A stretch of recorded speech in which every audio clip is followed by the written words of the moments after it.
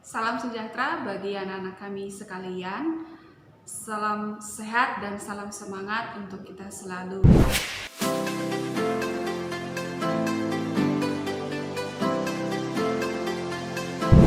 Nama saya adalah Wirma Juni Sidauruk. Saya adalah guru sosiologi dan PPKN di SMA Santral Ignatius. Kali ini saya akan membawa materi sosiologi di kelas 10 IPS. Materi kita hari ini adalah tentang interaksi sosial. Nah, kita akan membahas pertama sekali apa sih yang dimaksud dengan interaksi sosial. Interaksi sosial itu adalah hubungan timbal balik antara satu individu dengan individu lain, satu individu dengan lebih dari dua individu lain, dan individu dengan kelompok, dan kelompok dengan kelompok. Nah, contoh dari interaksi sosial ini adalah antara proses belajar guru dan siswa di sekolah. Kemudian proses berbicara antara satu orang dengan satu orang yang lain. Nah, interaksi sosial dapat terjalin dan dapat tercapai ada beberapa syarat yang harus dilalui. Nah, interaksi sosial ini memiliki dua syarat. Yang pertama adalah adanya kontak sosial, yang kedua adalah adanya komunikasi, kemudian yang ketiga adalah adanya individu lebih dari satu. Nah, yang pertama kita akan bahas mengenai kontak sosial. Apa sih yang dimaksud dengan kontak sosial? Kontak sosial itu adalah saling menyentuh, tetapi secara sosiologis kontak sosial tidak selamanya saling menyentuh.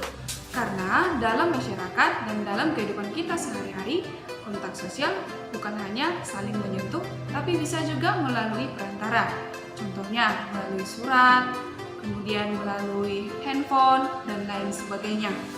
Nah, kontak sosial ini dibagi menjadi beberapa jenis. Yang pertama adalah kontak sosial yang bersifat positif, contohnya itu adalah gotong royong.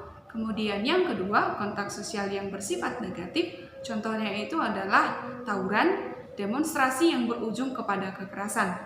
Nah, yang kedua, bagian daripada kontak sosial adalah ada kontak sosial yang sekunder dan ada kontak sosial yang primer.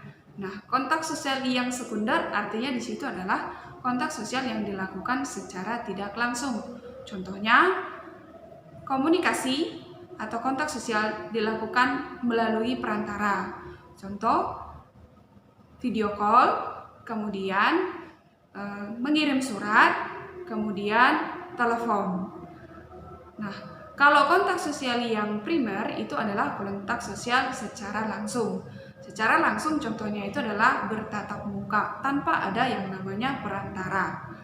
Nah, contohnya itu kegiatan di sekolah. Nah, kontak sosial sekunder ini dibagi lagi menjadi dua. Kontak sosial sekunder secara langsung dan kontak sosial sekunder tidak langsung. Nah, kontak sosial secara sekunder langsung itu contohnya adalah kontak sosial yang dilakukan melalui perantara. Contohnya video call, kemudian menelepon orang lain, begitu, tanpa adanya yang namanya perantara yang ketiga. Sedangkan yang dikatakan dengan kontak sosial sekunder tidak langsung, itu artinya bahwasanya adanya komunikasi tetapi melalui perantara yang ketiga. Contohnya, saya menyampaikan pesan kepada si A, tetapi tujuannya untuk si B. Jadi ketika saya menyampaikannya seperti ini, tolong kepada A, sampaikan kepada si B bahwasanya besok kami akan jumpa di gereja. Jadi kontaknya penyampaian pesannya melalui pihak ketiga. Artinya di situ secara tidak langsung saya menyampaikan informasi tetapi tidak langsung kepada orangnya tetapi melalui orang lain, begitu. Itu yang dimaksud dengan yang namanya kontak sosial secara sekunder, secara tidak langsung. Dalam interaksi sosial ini ada juga beberapa faktor. Faktor yang mendorong terjadinya interaksi sosial adalah yang pertama, simpati. Simpati itu adalah merasakan apa yang dirasakan oleh orang lain, dan adanya daya tertarik kepada orang lain.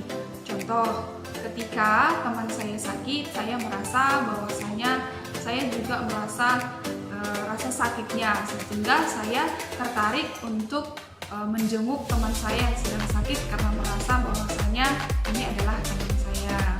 Kemudian ketika kita memberikan sumbangan ataupun sedekah kepada orang-orang yang membutuhkan, artinya di situ kita ada rasa simpati kepada orang-orang yang ada di sekitar kita dengan memberikan sedekah, atau ada ketertarikan sendiri kepada mereka.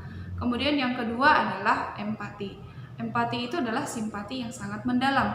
Artinya di situ adalah empati ini seperti simpati juga, tapi kalau empati dia membawakan ke dalam fisik, artinya mempengaruhi fisik. Contohnya ketika kita sedang rindu ataupun kepada orang tua, saking rindunya kita kepada orang tua, bisa-bisanya badan kita sampai sakit. Kemudian orang tua rindu juga kepada kita, orang tua sampai sakit. Itu yang dicontohkan dengan empati. Kemudian empati ini juga bisa dicontohkan seperti kita berbagi langsung kepada orang-orang yang membutuhkan, bukan hanya menyumbangkan melalui orang, tapi langsung kepada orang yang membutuhkan. Contohnya ketika ada korban meletusnya Gunung Sinabung, kita bukan hanya beraksi untuk mengumpulkan dana di kota kita sendiri, kemudian kita kirimkan kepada mereka melalui kepala desa ataupun perangkat daerah di sana. Tapi kalau dikatakan empati, kita langsung terjun ke lapangan atau ke tempat di mana mereka mengungsi, kemudian kita berbagi kasih di sana, kemudian berbagi membantu apa-apa saja yang dibutuhkan oleh korban-korban bencana letusan gunung berapi Sinabung. Nah, itulah contohnya yang dikatakan dengan empati, supaya bisa dibedakan antara simpati dengan empati. Kemudian yang ketiga adalah identifikasi. Kalau identifikasi berarti ini proses meniru seseorang. Nah, biasanya seseorang yang kita tiru adalah idola kita. Nah, idola kita ini kalau identifikasi, kita meniru mereka secara menyeluruh. Nah, contohnya adalah ada orang yang mengidolakan Michael Jackson. Saking mengidolakan idolanya Michael Jackson, dia sampai mau mengubah badannya dengan operasi plastik supaya persis sekali mirip dengan idolanya. Kemudian contoh lain, tanpa mengoperasi diri pun bisa, tetapi dia meniru secara keseluruhan. Contohnya pola makannya, baju kesukaannya apa, makanan kesukaannya apa, hobinya apa, semuanya dari hobi ataupun ke apa yang menjadi idolanya tersebut semua ditiru oleh kita. Itu yang dimaksud dengan identifikasi, yaitu proses peniruan seseorang ataupun idola secara menyeluruh. Kemudian yang keempat adalah imitasi. Kalau imitasi ini hampir sama dengan identifikasi, tetapi bedanya adalah proses meniru seseorang ataupun idola kita, tetapi tidak secara menyeluruh. Contohnya, apabila kita mengidolakan Pak Jokowi, kita bisa meniru cara kerjanya, tetapi tidak meniru pola makannya, cara berpakaiannya, kemudian dan lain sebagainya. Itu yang disebutkan dengan imitasi. Kemudian yang kelima adalah sugesti. Sugesti itu adalah mempengaruhi seseorang, di mana seseorang ini bisa mengikuti apa yang menjadi keinginan kita. Contohnya, kita mempengaruhi seseorang supaya seseorang ini mau mengikuti apa yang kita inginkan. Contoh sugesti yang paling sering kita jumpai itu adalah seorang dokter dengan pasien. Nah, dokter biasanya memberikan sugesti kepada pasien supaya mengikuti saran daripada si dokter.